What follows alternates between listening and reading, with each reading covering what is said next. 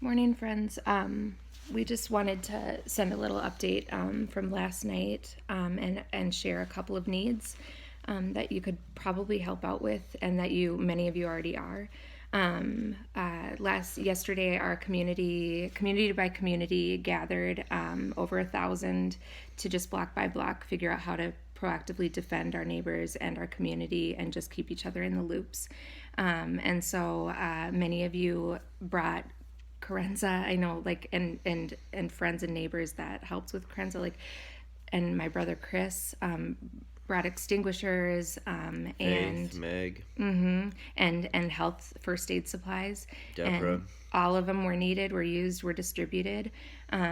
Last night I had just fallen asleep at I don't even know what time, and I was appointed. It's about midnight. Okay, I was appointed, or our house is the first aid supply spot, and so we run any first aid supplies if they're needed. And I was falling asleep, and we got a message that a man had been shot, and that was just the message, just at the end of our street by Midtown, and that supplies were needed. And so I just grabbed all of the supplies that I could and ran into the eerie night that it is in our neighborhood, with just the helicopters and the quiet and then the bursts of noise. And then I brought the medical supplies over to, and there was a team of medics, incredibly organized, that had the injured man that was laying in, and he was being attended to. But yeah, they were being very careful to keep the very few people that were out on the corners on the block away, and they let me in because they needed the supplies. And so I went in and I brought the supplies, and about 10 seconds later, we heard quiet alert to be very careful because the guard was coming, the National Guard. And for those of you who don't know, that's a very scary, and Tom has a quick story after this to kind of illustrate this, but that's actually a really scary thing for us. They've been given permission to Basically, use any force necessary. And, if they see anybody out. yep, to enforce the curfew. So, I Yeah. mean, so they were firing at people last night.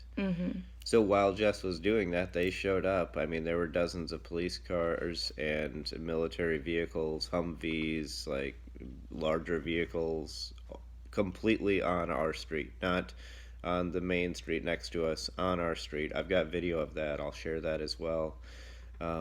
Yeah, and in the midst of all of that, Jess is hiding from them, knowing that. And in the midst of all of that, as soon as they left, two of our neighbors, a family that had Omar moved in Omar yeah, from Faribault, they're Somali immigrants. They moved in yesterday. yesterday Yeah, across the street. they were, I don't know why, but they were out driving. And maybe they didn't know the curfew. Who knows? I know their English skills are limited. But Yeah, they were, I don't doubt they didn't know the curfew. The neighbors above them, who I met yesterday, Hawa, they didn't know anything about a curfew at all. or who knows, because they just moved literally yesterday. Maybe they had to get an essential thing. In fact, I know this. They came home with a gallon of milk. So, And and what? and their two babies. But our neighbor, the reason they were walking home was because at the end of our block, their car had been shot out, and the mother had injured her head somehow in the midst of all of that. So when I saw her, which was just across the street from us, she was bandaged up, and then they were locked out. And amazingly, our neighbor, who has stepped up in amazing ways, named Nathan, was guiding them and walking them home and being with them. So Omar, his wife, their two babies, Yeah, and the babies can't be over the age of 2. I mean, one of them was pretty dang new, and then one was two-ish three age. months, three Yeah. months old. So anyway, they did get in, and I think they're safe right now, but they don't have anything. Well, and yeah, Their apartment's empty.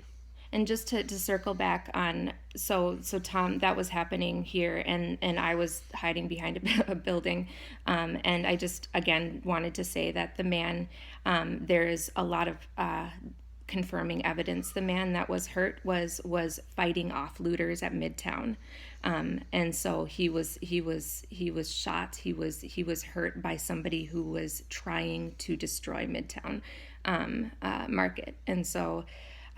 He's okay. The National Guard was there. They gave us 5 minutes to disperse. And then the medic team was incredible. They were like, we cannot leave. Oftentimes right now, the ambulances can't or won't come to where we are because it's not safe enough. So the medic team stood their ground and said, we won't leave until he is taken care of.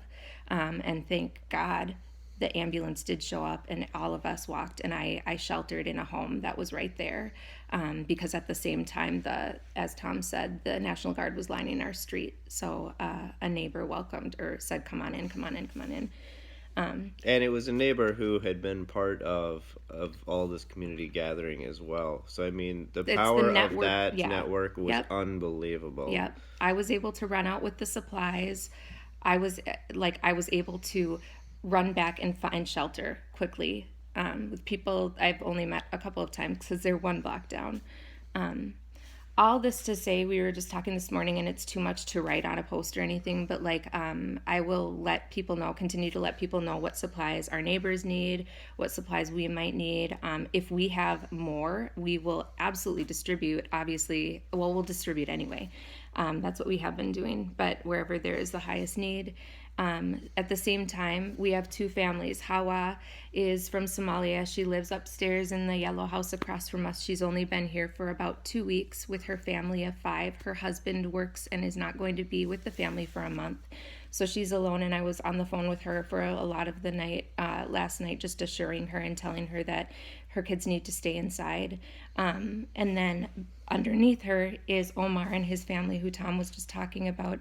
And I just thought I would really love to just welcome their family into the neighborhood.